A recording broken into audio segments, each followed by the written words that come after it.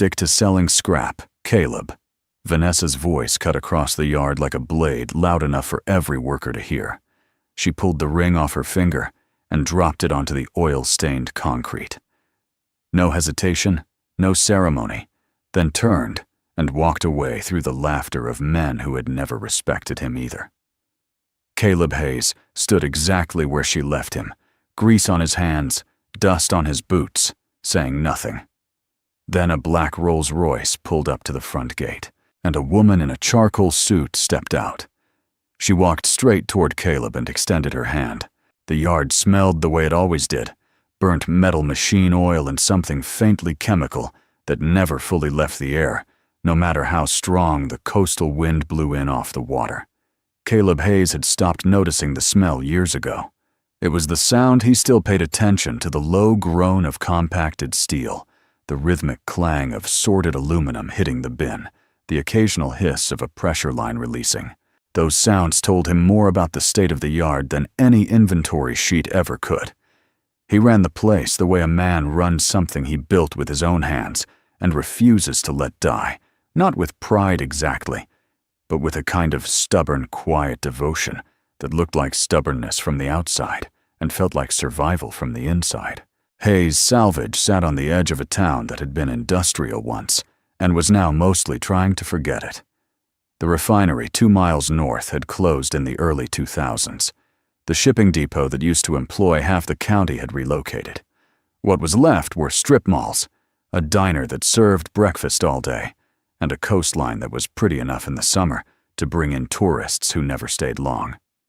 Caleb's yard was not the kind of place tourists photographed.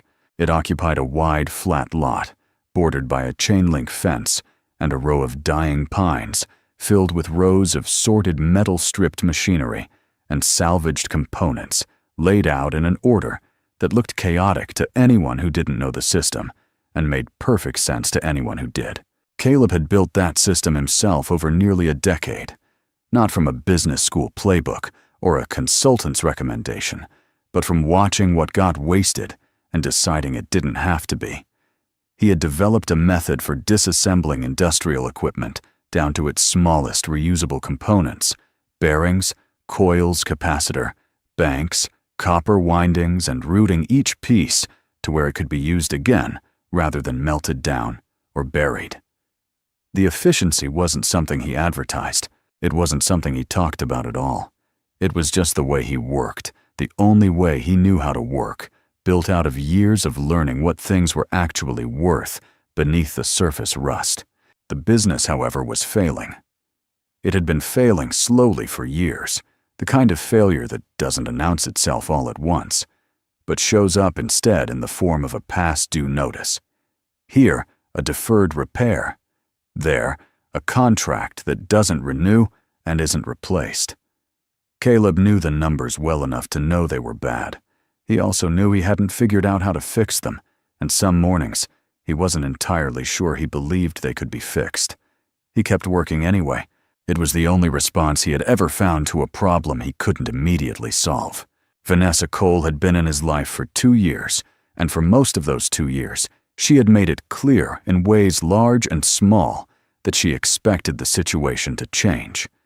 She was sharp attractive in a way that made people pay attention when she entered a room, and entirely honest about what she wanted from life, which was more than this town, more than this yard, more than a man who came home every evening with grease under his fingernails and no clear plan for what came next. She hadn't hidden those expectations. Caleb had told himself he respected her for that. He had also told himself for longer than he should have that he was going to be enough for her eventually, that the yard would turn a corner, that she would see what he saw in it. She didn't. The argument that afternoon started the way their arguments usually started, with something small that wasn't really about something small. Vanessa had come to the yard to tell him she'd turned down a job offer in the city because she felt like she couldn't leave while things between them were still unresolved. She said it the way people say things they've rehearsed but are still angry about. Caleb was in the middle of pulling the motor housing off a salvaged industrial compressor, and he didn't set the work down when she started talking, which was the wrong choice. and he knew it was the wrong choice, approximately 2 seconds after he made it. What followed was not an argument, so much as an arrival, the moment when everything that had been building for months finally reached the surface and stopped pretending to be about anything other than what it was. Vanessa said she was tired of waiting for him to become something different. She said she had believed in him once, and that belief had cost her.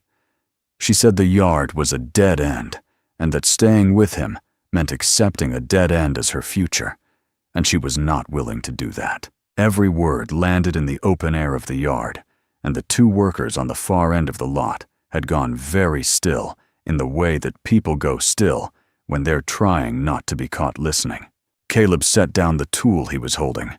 He looked at her and didn't say anything for a moment, not because he had nothing to say, but because the things he wanted to say would not have helped the situation. And he knew that much about himself.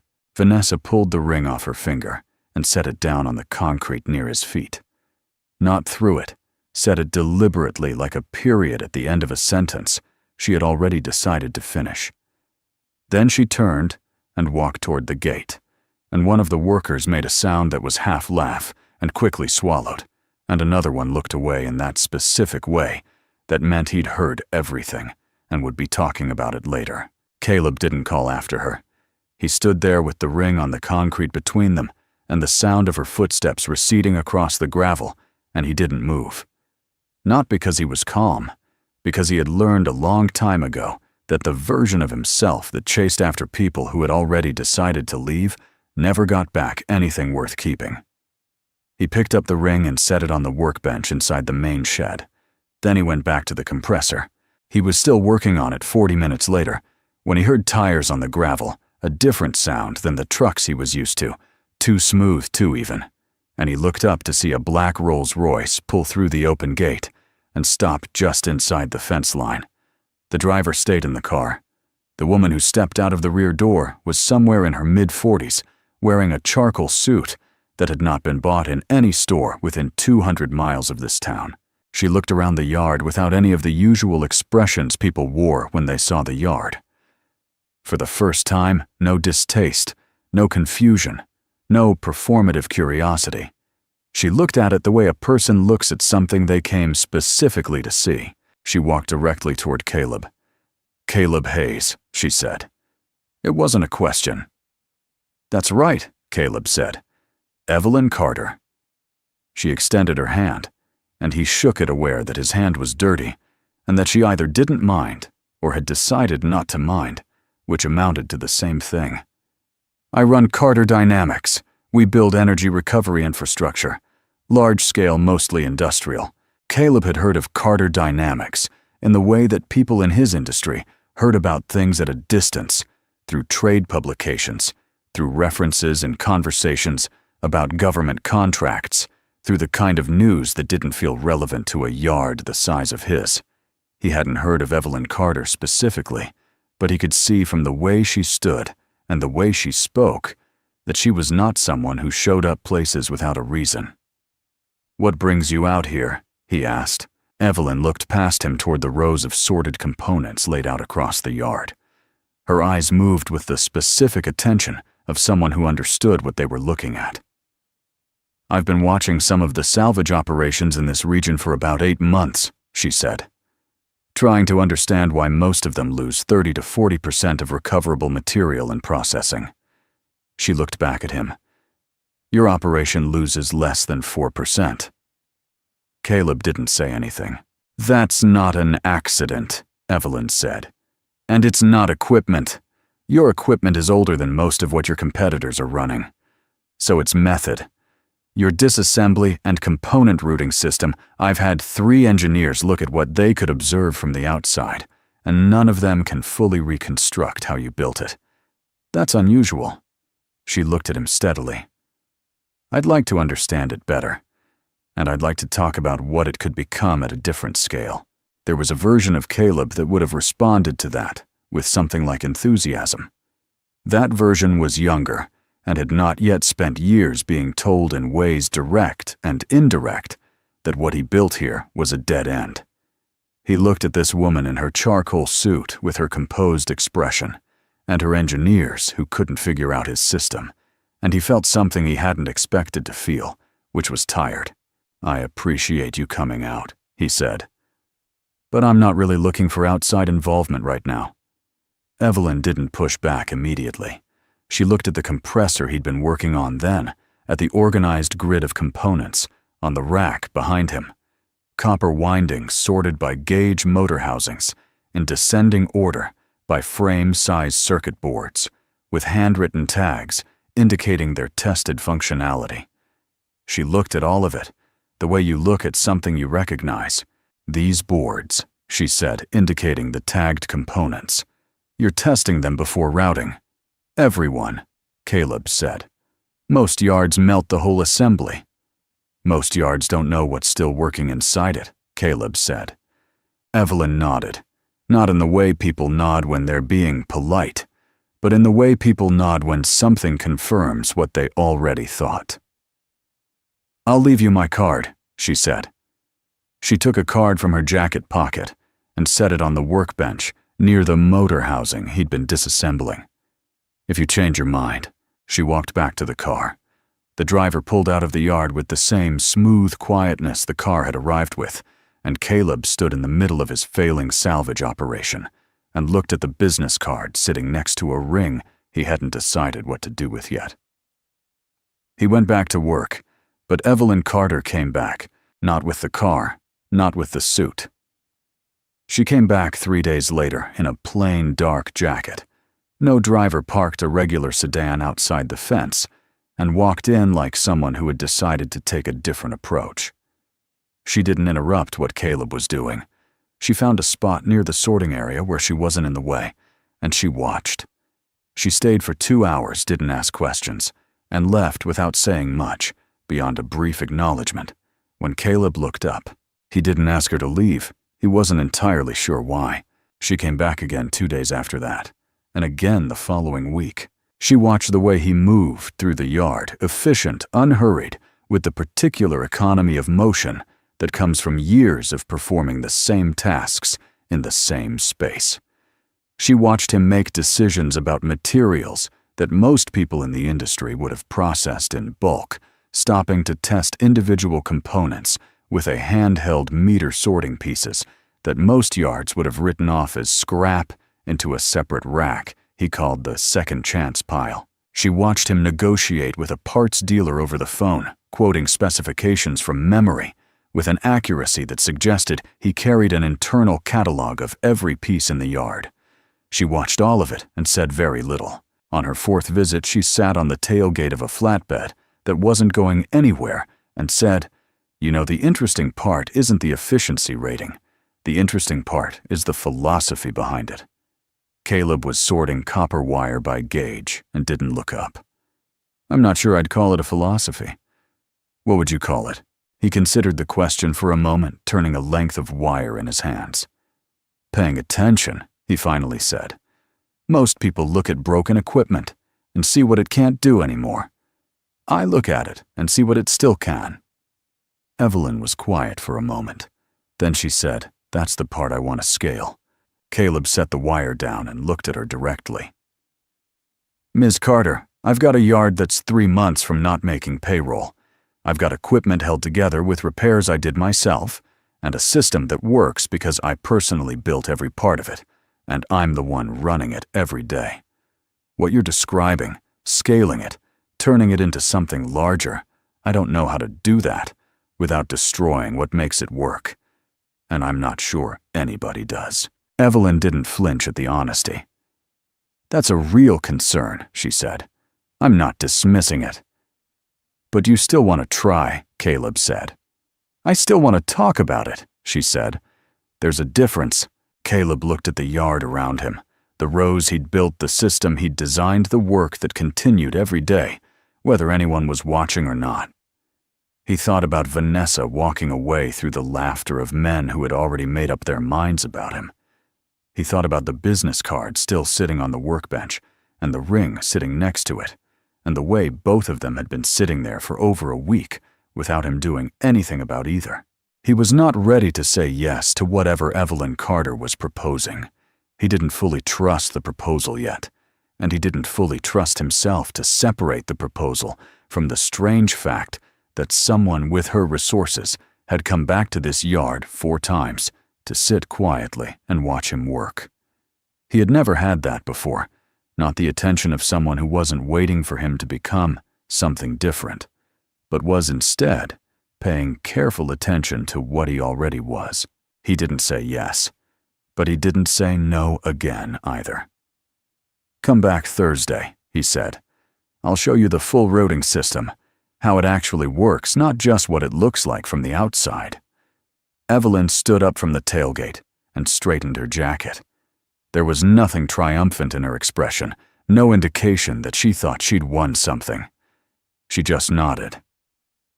"Thursday," she said, and walked back toward the gate. Caleb watched the sedan pull away. Then he looked back at the yard, at the components on the rack he called the second chance pile, at the tagged boards, at the sorted rows that represented years of decisions made in the absence of any real outside recognition, and he felt something shift in him. Not hope, exactly. Something quieter than hope, and more durable. The faint, reluctant recognition that maybe not everything he had built here was only visible to him. He picked up the copper wire and went back to work. Thursday came, and Caleb showed her everything. He walked Evelyn through the full routing system from the intake point at the front gate to the final sorting racks at the back of the yard, explaining each decision node, in the process, where a piece of equipment got assessed, how that assessment determined the disassembly sequence, which components went to which destination, based on their tested condition, rather than their apparent age or surface damage. He explained it the way a man explained something he has never had to put into words before finding the language as he went, sometimes stopping mid-sentence to demonstrate rather than describe. Evelyn kept up without difficulty. She asked precise questions at precise moments, the kind of questions that told him she was tracking the logic rather than just collecting information. By the end of the walkthrough, she was quiet for a long stretch, looking out over the organized grid of the yard, with an expression he couldn't immediately read. Then she said, "You built this system around a core assumption that most industrial salvage operations don't make." "What assumption is that?" Caleb asked. "That the default answer is recovery," Evelyn said. "Every other system I've studied defaults to extraction. You take what's easy to get and process the rest in bulk. Your system defaults to recovery. Every component gets a chance to prove it's still useful before it gets treated as raw material. That's the inversion, and that's what makes the efficiency numbers what they are." Caleb hadn't thought about it in exactly those terms before, but he recognized the description as accurate. "It takes longer," he said. "That's why nobody else does it." "It takes longer per unit," Evelyn said. "But your yield per ton of intake is more than double the regional average. Over volume, it's not slower. It's faster in every way that actually matters economically." She looked at him directly. "That's what I want to build on. Not your equipment, not your location, your logic." That was the conversation that moved them from talking to actually building something. Over the following 6 weeks, they established a trial partnership, limited in scope, structured carefully with Caleb retaining full operational control of the yard, and Evelyn providing capital to stabilize the payroll situation and fund a modest expansion of the sorting infrastructure. There were lawyers involved, and documents, and several conversations that Caleb found deeply uncomfortable, because they required him to assign numerical values to things he had only ever thought about in practical terms. Evelyn navigated those conversations with a patience he hadn't expected from someone of her position, and she never once treated his discomfort as a negotiating weakness. The friction came from other directions. Evelyn's board of directors had approved the trial partnership without enthusiasm. 3 of the 5 members had voted for it, only because Evelyn had a track record that made opposing her a calculated risk, and they made their reservations known through the kind of passive institutional pressure that expressed itself in delayed approvals, additional documentation requirements, and a steady stream of consultants sent to evaluate the yard with the specific brief of finding reasons to reconsider. Caleb could tell what the consultants were doing the moment they arrived.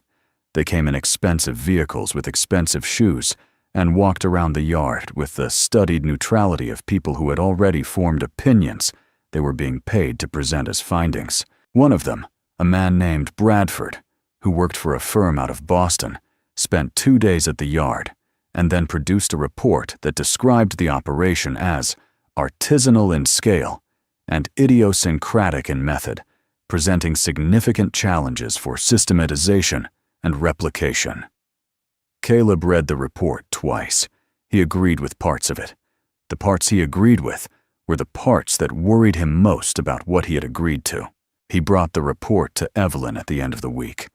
She was at the yard more often now, not as an observer, but as an active partner working out of a temporary office she'd set up in the old foreman's room off the main shed. She read the relevant sections without visible reaction, then set the report down on the desk. Bradford's analysis isn't wrong, she said. He's just answering the wrong question. He's asking whether your system can be replicated exactly. It can't. That's not the point. What is the point? Caleb asked. The point is whether the principle behind it can be taught, Evelyn said. Not the specific layout of your yard, not your particular routing decisions. The default assumption recovery over extraction. That's what you teach. The rest of it adapts to each location. She looked at him steadily. You know the difference between your method and your methodology, don't you? Caleb thought about that for a moment. One of those I can hand off, he said. Exactly, Evelyn said. He didn't fully resolve the tension that conversation named, but it gave him a frame for the problem that felt workable rather than impossible. That was, he was beginning to understand something Evelyn was good at, not eliminating the difficulty of a thing, but making its shape clear enough that you could figure out how to move through it. The other friction was harder to navigate because it lived closer to the surface of daily life rather than in boardroom documents. Caleb had never liked what formal business environments required of him. He had sat through 3 meetings at Carter Dynamics' regional office and found all 3 of them excruciating in a way he couldn't entirely articulate to Evelyn, not because the people were hostile, but because the entire mode of communication assumed a fluency he didn't have and wasn't sure he wanted to develop. He came home from those meetings, feeling a version of himself he didn't recognize and wasn't sure he trusted. After the 3rd meeting, he told Evelyn he wasn't going to do them anymore. At least not in that format, not in that building, not in that room with the floor-to-ceiling windows and the agenda printed on branded stationery. He said it expecting an argument.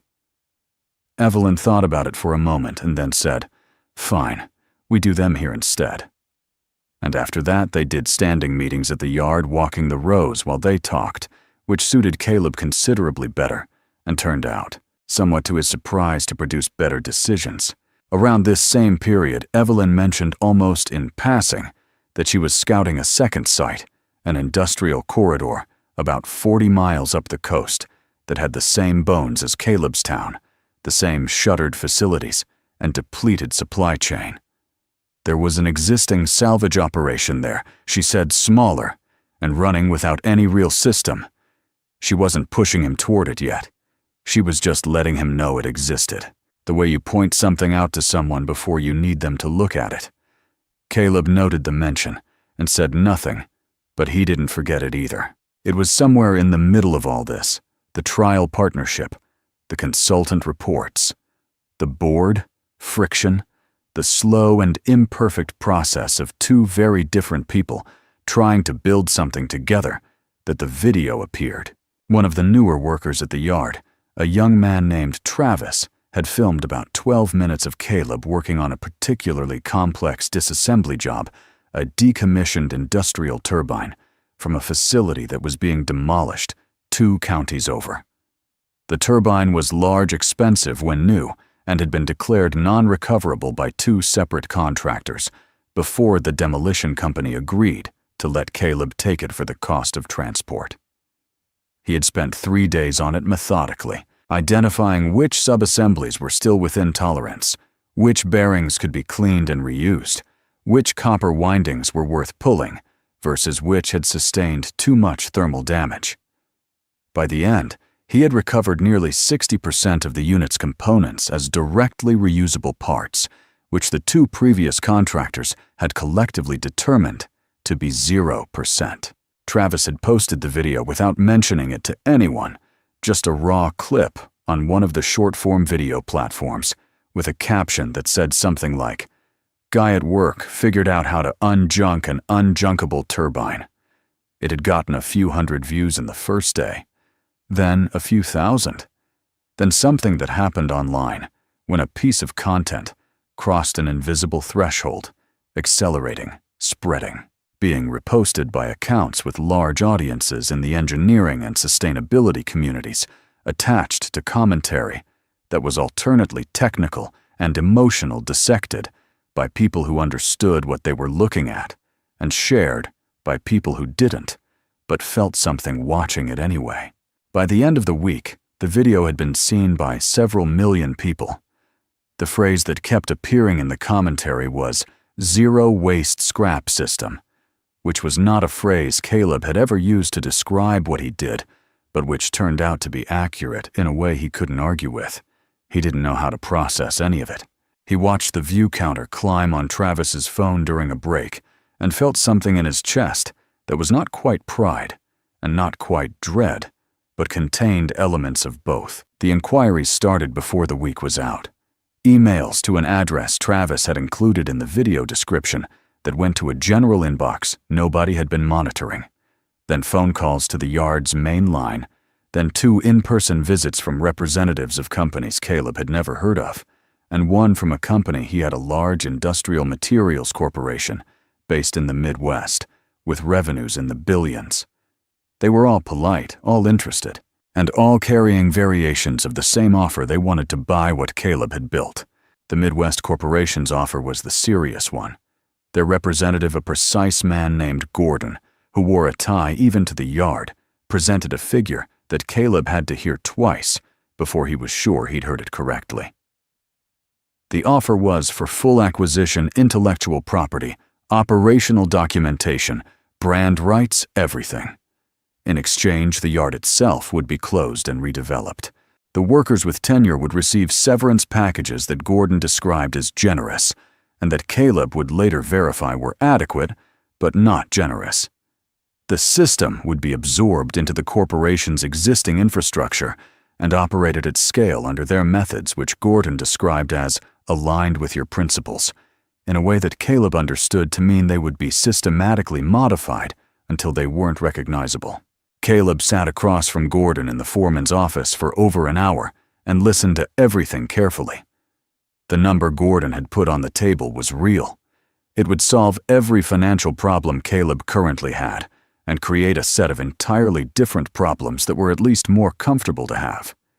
Part of him, the part that had been running on not quite enough for so many years that the feeling had become structural, heard that number and wanted to stop fighting. He told Gordon he would think about it. He was still thinking about it 3 days later when Vanessa came back. She showed up at the yard on a Tuesday afternoon, looking the way she always looked, composed, carefully put together, bringing with her the particular quality of attention that had drawn him to her in the first place.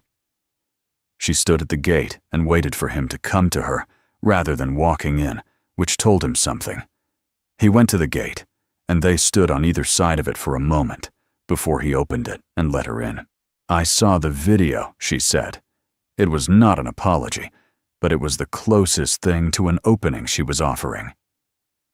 "Lot of people did," Caleb said. Vanessa looked around the yard with an expression he recognized, recalibrating, reassessing, measuring the distance between what she had dismissed and what it had turned out to be. "I was angry when I left," she said. "I said things I shouldn't have said the way I said them. You deserved better than that."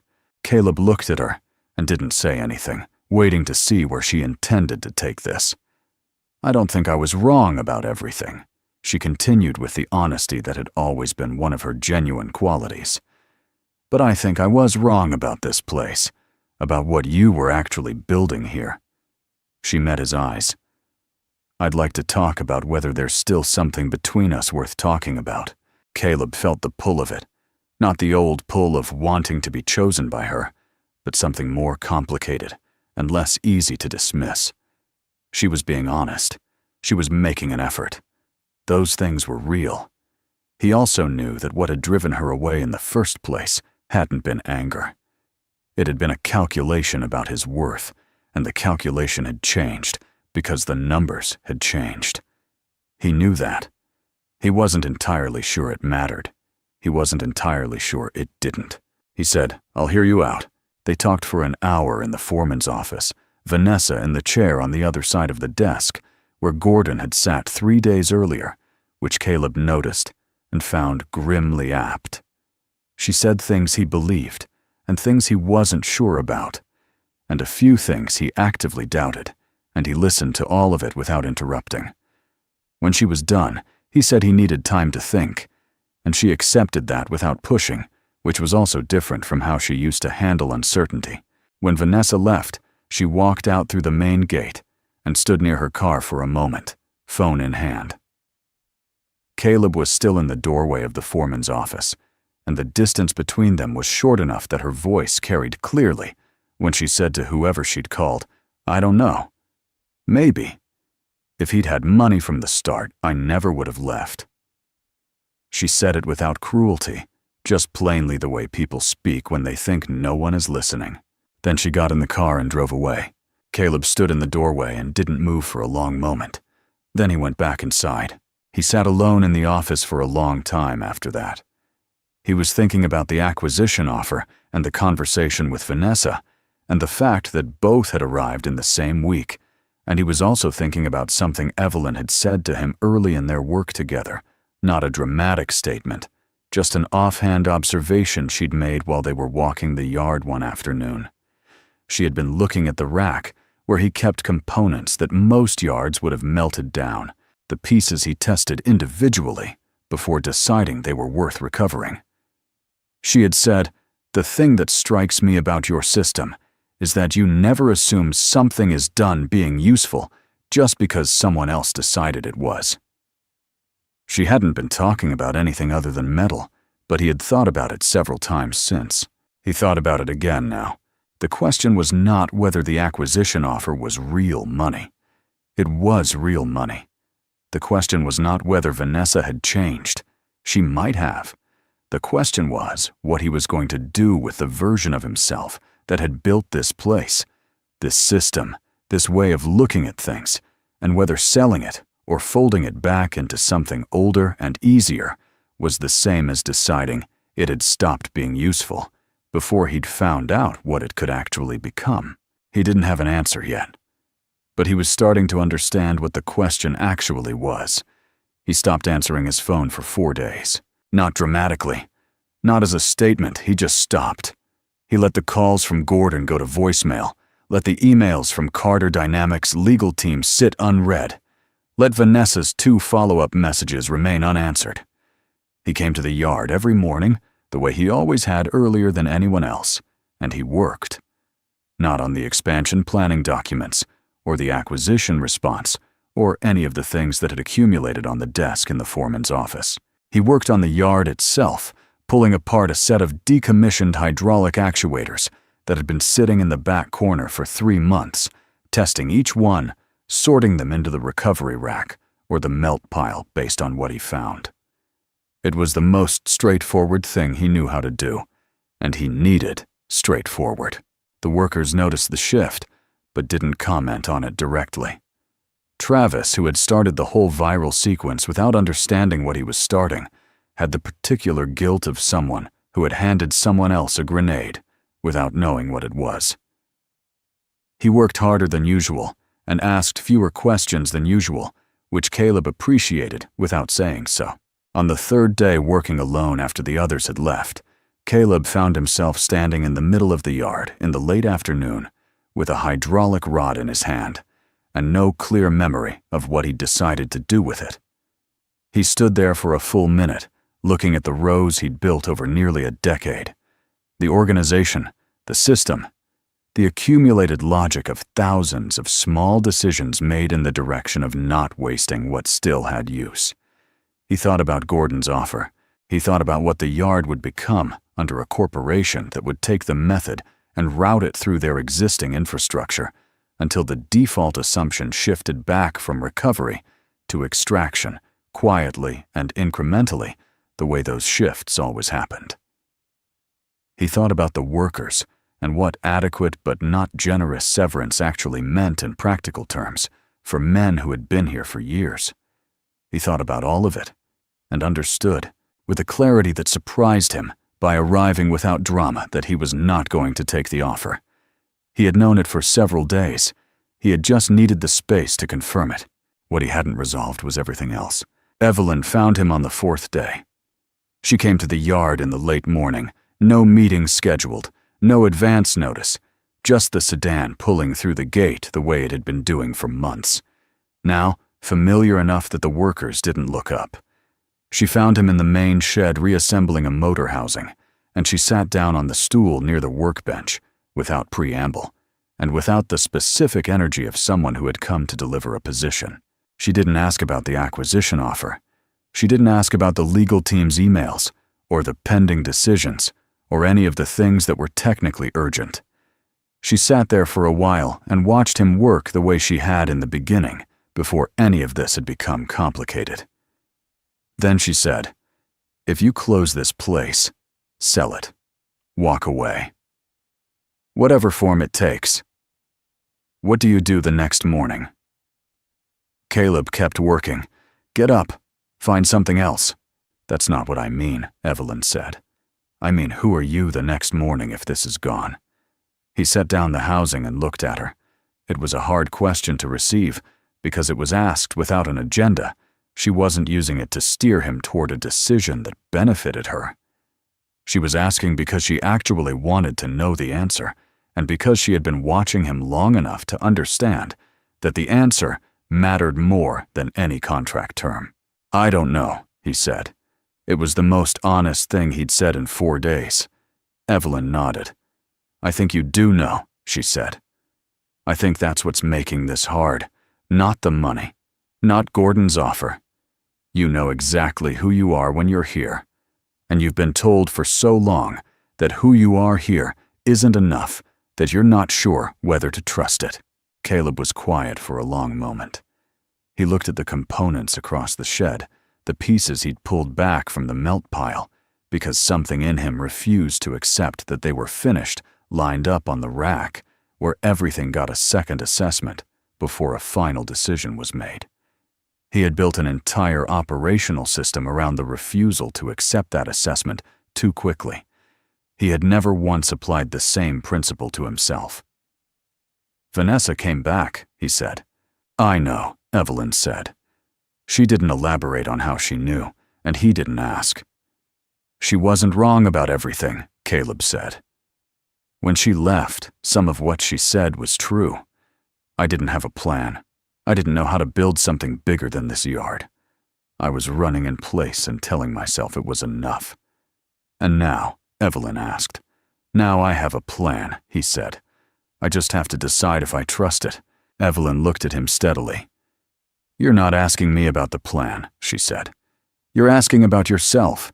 He didn't answer that directly because she was right, and they both knew it. What he said instead was, "I heard something. When Vanessa left the other day, she was on the phone near the gate.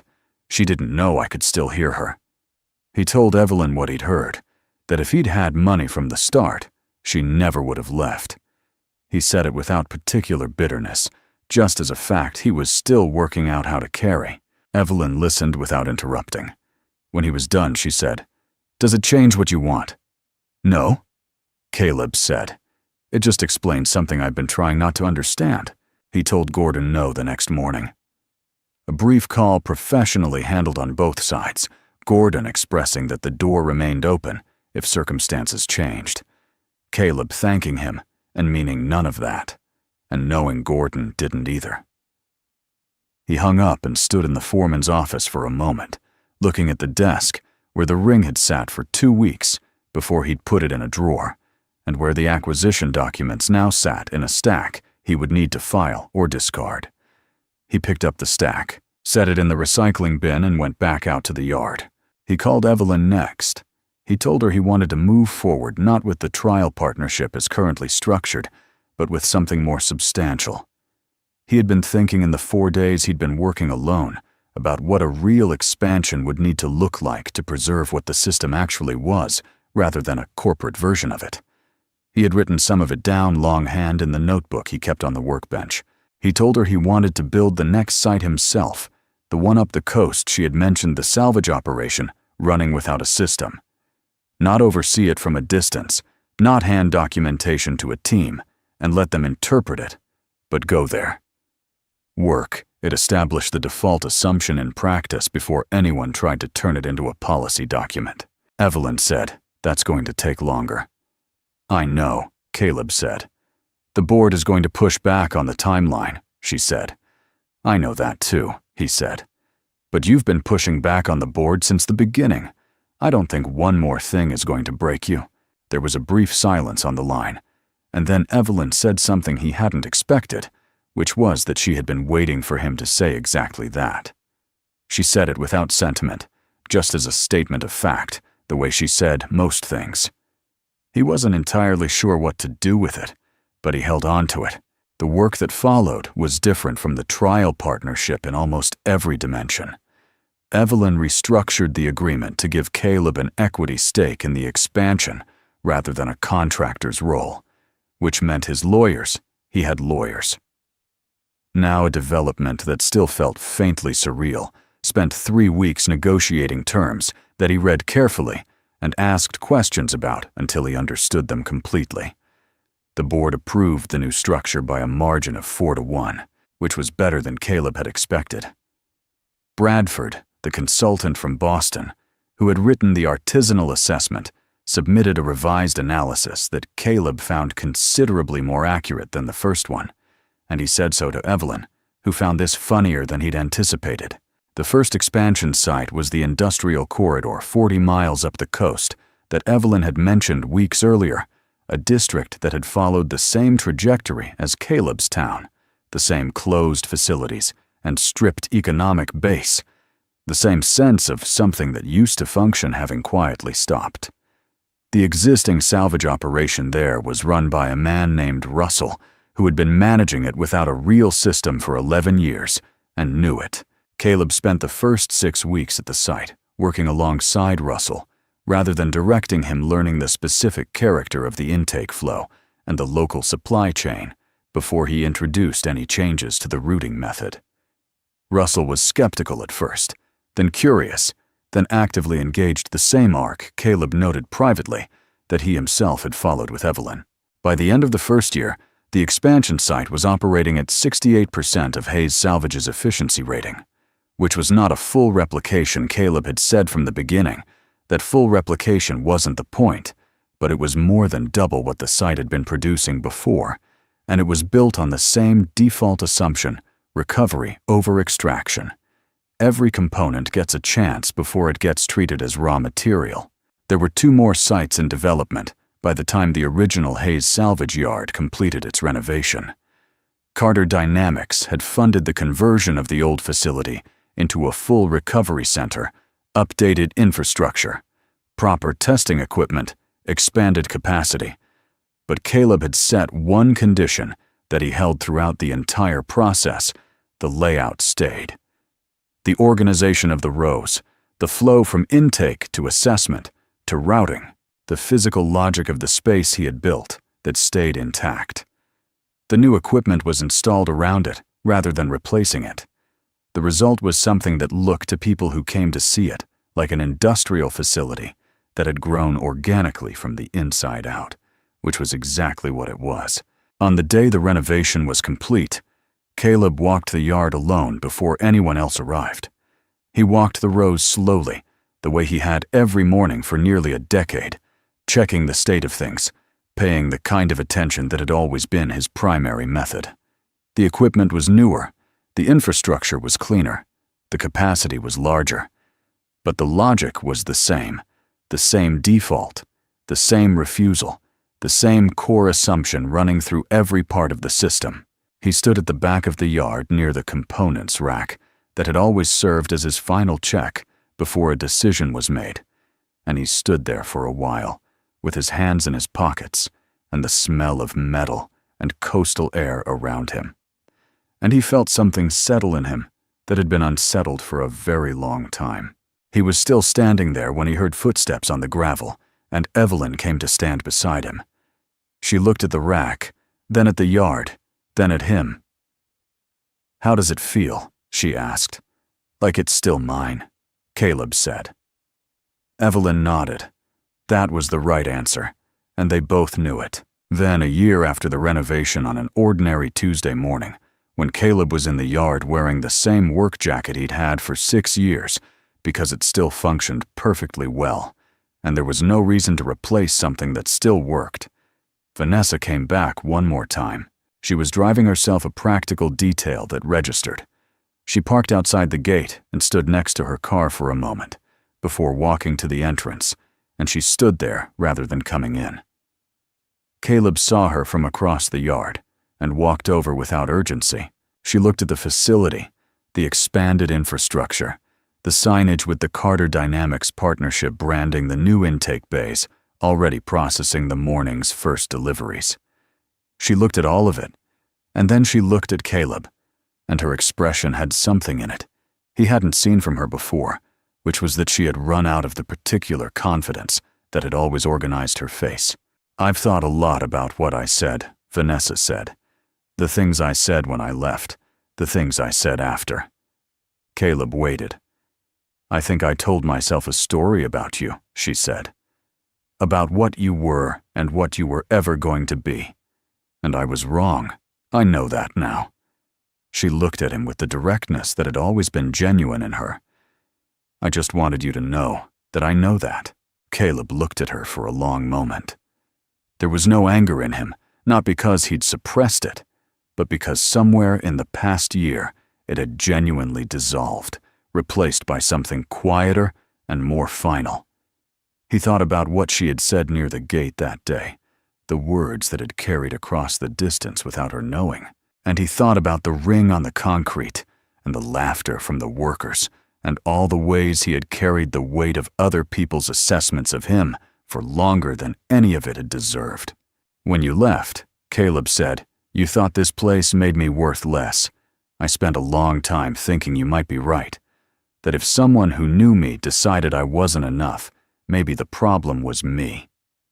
He looked at the yard around him, the rows, the system, the facility that had grown from a decade of quiet refusal to accept that broken things had no value.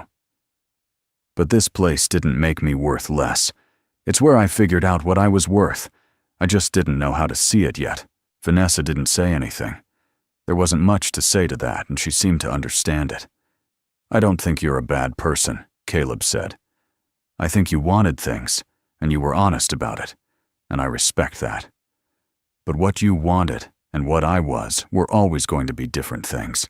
That was true before the video, before any of this." He met her eyes without hostility. "I think we both already knew that." Vanessa nodded once slowly. She looked at the yard for another moment, then back at him. "You look like yourself," she said, which was a strange thing to say. And also, he thought exactly right. "Yeah," Caleb said. "I do." She got back in her car and drove away, and Caleb stood at the gate and watched until the car was gone. Then he turned back toward the yard where the morning intake was underway, and Russell was on the phone about the second expansion site, and somewhere in the facility, Evelyn was in the foreman's office running the kind of numbers that had once seemed entirely foreign to a man who sorted copper wire by hand. He walked back through the gate past the rows he had built and rebuilt and built again, and he picked up the work where he had left it. The yard smelled the way it always had. He had never stopped noticing.